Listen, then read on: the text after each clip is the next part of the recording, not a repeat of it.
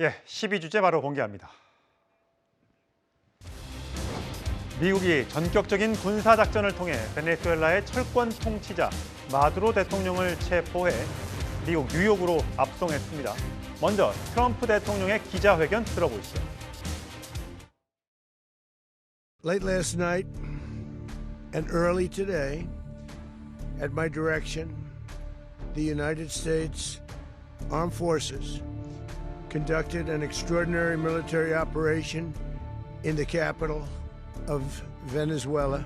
Overwhelming American military power, air, land, and sea, was used to launch a spectacular assault of our military, working with U.S. law enforcement, successfully captured Maduro in the dead of night, captured along with his wife, Celia Flores, both of whom now face American justice.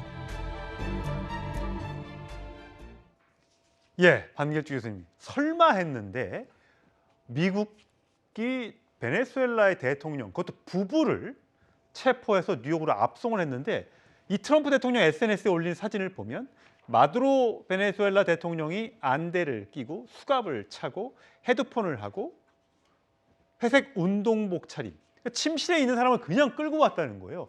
이게 가능한 일입니까? 베네수엘라 대통령이 사실 준비가 안 됐다는 방증이죠. 그 얘기는 왜 준비가 안 됐을까라고 따져봤을 때 베네수엘라의 정보력이 굉장히 초라했다. 사실 예. 미국이 어느 수준까지 지금 생각하고 있는지를 간파하지 못했다. 그리고 저런 정보를 이제 제대로 취득해서 작전에 나설 수 있게 하는 미국의 정보가 상대적으로 대단하다. 그 미국의 정보를 그럼 어떻게 확인할 수 있었냐? 내부 밀고자가 있었던 거죠. 그러니까 총체적으로 베네수엘라 보시는군요. 정권이 여러 가지 내부 단속도 못했고 그다음에 군사 대비 태세도 하지 못했다. 근데 이제 그게 왜 그렇게 이제 기간을 좀 길게 좀 본다고 하면 좀 아니란 설마 하는 게 있었을 것 같아요. 트럼프 일기 때 사실은 마두로를 제거하기 위한 내부적인 논의가 있었죠. 쿠데타를 지원했다는 얘기가 있었죠. 예, 그렇죠. 근데 그때 소위 말하는 어른의 축이 이제 그건 안 된다. 너무 리스크가 크다라고 해서 일단 중단됐고, 근데 대선 과정에서 트럼프 후보가 사실은 이런 것을 다시 할 거라는 식의 이제 메시지를 보냈어요. 그리고 예.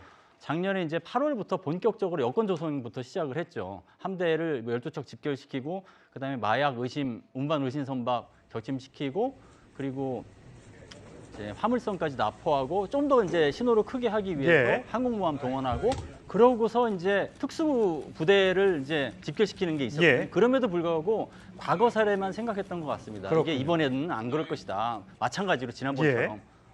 그 결과가 이렇게 된 것 같습니다. 그렇군요. 지금 화면으로 지금 마두로 대통령이 모자를 쓰고 이렇게 끌려나온 다리를 절뚝거리는 모습이고요. 그 앞에 초록색 모자, 후드티를 쓴 사람이 마두로 대통령의 부인입니다. 영부인까지 함께 체포되는 모습. 이렇게 뉴욕에 있는 구치소로, 마약 단속고 구치소로 들어가는 장면을 화면으로 만나보고 있습니다. 자, 앞에 저 초록색 후드티가 영부인입니다. 같이 체포가 됐고 같이 기소가 됐습니다.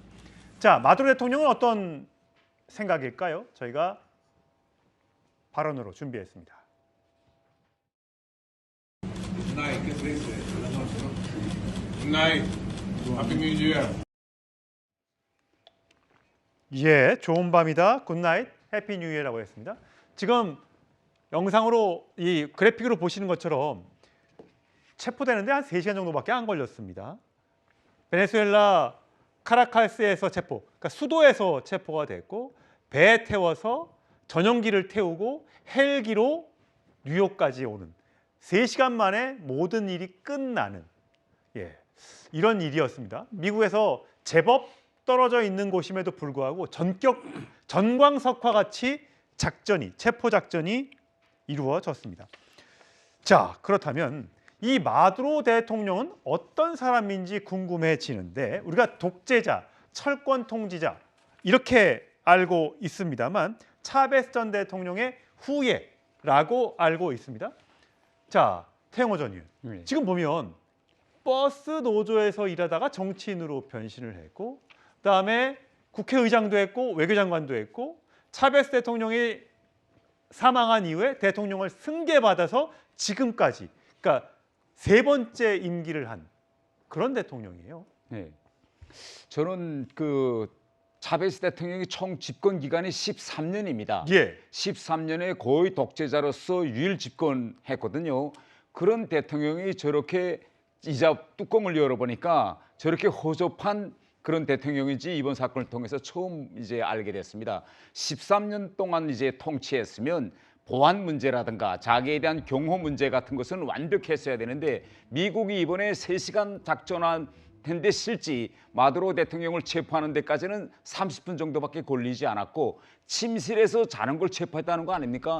그러면 전속 부관도 없이 누구도 들어가서 미군이 지금 들어왔습니다. 알려만 줬어도 침실에서 피할 수 있었는데 누구도 알려주지 않고 문을 열고 들어간 것이 미군이었다는 예. 사실은 마두로 대통령이 뭐 지금은 미국에 도착해서 저렇게 여유 있는 표정을 보이지만 저렇게 여유 있는 생각을 했기 때문에 결국은 당하지 않았느냐. 예. 저는 이렇게 이제 생각되고 미국이 이번에 불쑥 친 것도 아닙니다. 며칠 전부터 치겠다 계속 경고성 했음에도 불구하고 미국이 몇 달 전부터 마두로 대통령이 밤에 자는 안전 가옥을 놓고 실기 연습을 계속 했다는 거 아닙니까? 예. 그러면 적어도 이 정도 상황이면 준비된 지도자라고 하면 뭐 밤에 잠자리라도 옮기든지 해야 되는데 저렇게 무방비 상태에 있다가 순간에 당한 걸 보고 과연 13년 동안 예.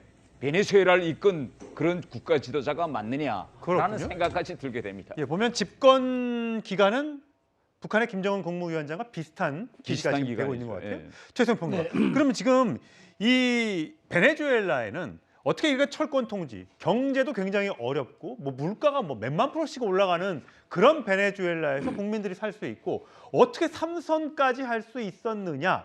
이게 부정선거가 있었다는 얘기가 있네요. 그래서 이제 바로 그 부정선거에 대항했던 그 마차도라는 당시 여성 후보가 이번에 노벨 평화상 받은 거 많은 분들이 기억하실 겁니다. 예. 저 바로 저 마두로 대통령에 맞서서 싸웠던 그 출마했던 마차도 당시 후보가 이제 받은 거죠. 그러다 보니까 지금 그 마두로 대통령은 사실상 버스 기사 출신으로 이제 일종의 블루칼라 출신이에요. 예. 그래서 이제 차베스 대통령을 지원하면서 이제 권력의 길에 들어서면서 뭐 국회의장, 외교장관을 했는데 어쨌든 본인은 굉장히 남미의 부국이었고 원유의 최대 배럴 생산량을 갖고 있는 베네수엘라인데 실제로 그 정말 무상 의료, 무상 교육, 뭐 무상 공공주택 등등 포퓰리즘 정책을 펼치다가 무려 인플레가 600%까지 올라갔어요. 그러니까 제가 보기에 이 베네수엘라를 등지고 떠난 국민만 770만 명이라는 겁니다. 국가의 30%가 떠났거든요. 이러다 보니까 마두로의 철권 통치와 부정선거에 등을 돌린 국민들, 민심의 이반을 미국이 정확하게 보고 이번에 직격을 한 것이다. 그런 측면에서 민심 위반이 가장 뼈아픈 마두로의 실책이라고 봐야 될 것 같습니다. 예. 물가가 얼마나 올랐냐면 물이 부족해가지고 주유소 바닥 청소를 기름으로 하는, 기름은 많은 나라니까 그럴 정도로 물가, 경제 사정이 아주 안 좋은 나라가 베네수엘라였습니다. 오죽했으면 과거에 올림픽 참가 선수 87명한테 전원 아파트를 선물할 정도로 굉장히 포퓰리즘으로 유명했던 좌파 정치 지도자였습니다. 이번에 미국에 의해서 끌려 내려오게 됐는데 자, 그렇다면 제가 다음 주제로 가서 미국의 그러면 실제 목적은 뭐였을까? 이게 가장 궁금한데요. 그 이유 9위에서 만나보시죠.